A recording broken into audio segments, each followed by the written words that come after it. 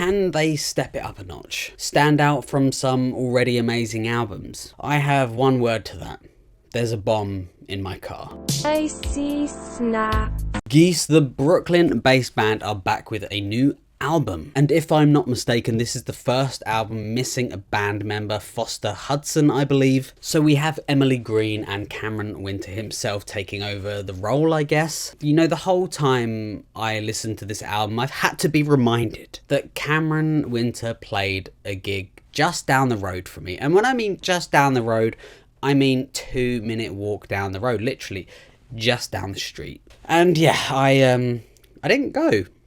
Anyway, the band formed in 2016, didn't really getting much of the attention they deserved until their second album release, I think in 2021, which is a basement recorded record, even if it's not the most polished or cohesive work. I mean, whose kind of first proper album is that cohesive and polished? Unless you're, you know, a bit of a nepo. And it's that homemade sound, but they've just done it so well here on Projector. Which brings us on to the third album, 3D Country. Yeehaw. A bold stylistic leap, a mix of post-punk, rock, country. Sounds like it shouldn't work, right? But it does quite brilliantly. Getting Killed, the fourth album from the band Geese. Can they step it up a notch? Stand out from some already amazing albums? I have one word to that.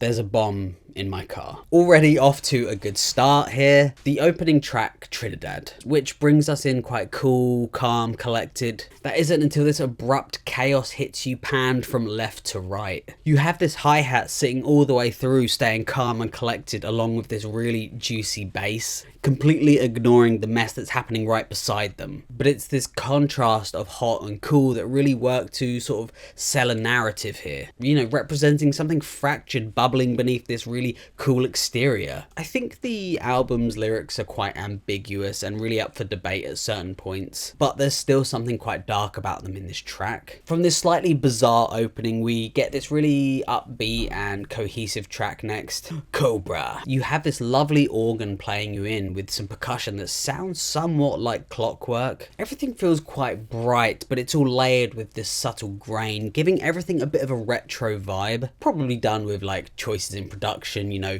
what mic you're using, hardware, and the way it's been wired up, etc, etc. Talking about the production though, we have Kenneth Bloom, aka Kenny Beats, on this album. And you know what, he can really bring out some of the best qualities that already exist in an artist and sort of elevate them to a bit of a higher level. And I think this adds a lot more groove to this album having him here. Take for example the track 100 Horses. It has this insanely infectious groove. This matches quite harmoniously next to Cameron's vocals. Or take the song Islands of Man, which is a bit more relaxed, sure, but it has this head bopping quality to it. That is until it speeds up in the last half of the song or so, which if you kept up the head bopping, you've probably got a bit of a headache at this point. Moving on though to the track Husbands, which reminds me a little bit of Boards of Canada, gyroscope with that beat. It has a bit of a stop-start motion to it, which I'm really enjoying. But there's this real frustrated quality to Cameron's vocals in this track, towards the latter half especially, which adds this sort of extra layer to his already quite expressive vocals, relaying that sort of post-punk that got them started in the first place. But I think it adds well to the themes of like loneliness or burdens that I think are coming across in this song, especially in the lyrics. Again, up for interpretation, but that's how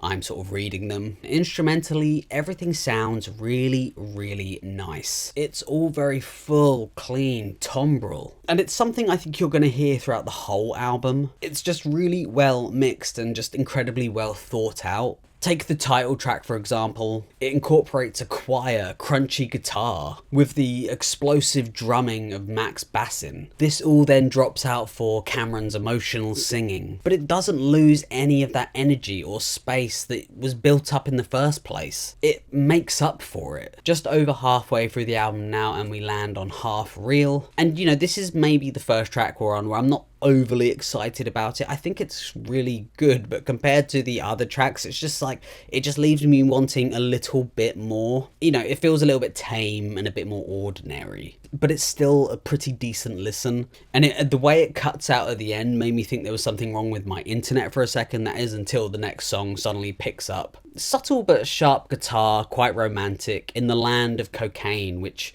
I don't know the meaning really. I mean, I'm just assuming they're talking about like Colombia or something. I don't know, like what's the land of cocaine? Some jumped up city bro's house? I don't know. But just like the previous track, I'm not overly excited about it. I definitely enjoyed it, but like again, I'm waiting for something a little bit more. That's how I felt until the last minute or so, when things just got a bit wild and fast. And yeah, I think I prefer it when their music is a bit more like vibrant. But from all this sort of calm and relaxing stuff, we get onto something a bit more funky with Bow Down. Again, these brilliant full sounding drums, this kind of like arpeggiated guitar, I guess, and then everything slowly steps up with these chimes, and then his vocals come in. I was hoping the last few tracks on the album would pick up, and they really do. The song kind of changes its tone midway through. You get this clapping, shakers, bells, and then suddenly you have this like groovy guitar riff that's barely audible over all of this pan to the right. And then again, just audible over this like mountain of sound. You hear Cameron's wailing at you from the left. Honestly, it's just a bit of an audible delight here. And this all continues very nicely onto the track Taxes. I can only say so much about the percussion without repeating myself, but it's good, okay? I love the percussion on this album. And to end this sort of delightful trio of songs, we get onto the last track, Long Island City, Here I Come. I mean, I've never been to Long Island, but sounds good. And you know, I do love it when a last track is one of my favourites. There's this sort of dramatic build up of hi-hats, pianos, kicks, guitars, but it's all like frustratingly on the verge of like something's gonna happen. When's it gonna happen? When's it all gonna drop in? And they all get their like little bit of time throughout the track, but it isn't until the last 10 seconds that they all just sort of come together in a bit of like noise and explosion. So yeah, Getting Killed doesn't feel like a step up from 3D Country, but it doesn't feel like a step down either. It's keeping it at the artistic high, but just changing the direction a bit. It takes a bit of chaotic energy from Projector, the ambition of 3D Country, and it refines it into something a bit tighter, groovier, but still unpredictable. I think Kenny Beats here really helps pull out the band's sort of strengths without sanding down the little quirks and energy that made them Geese. But has it become a bit too clean and tight? I think that's a bit of a personal preference that's up for debate really. And even if a couple of tracks don't hit as hard as the others, I think they're still pretty good. I think this is Geese being playful, confident,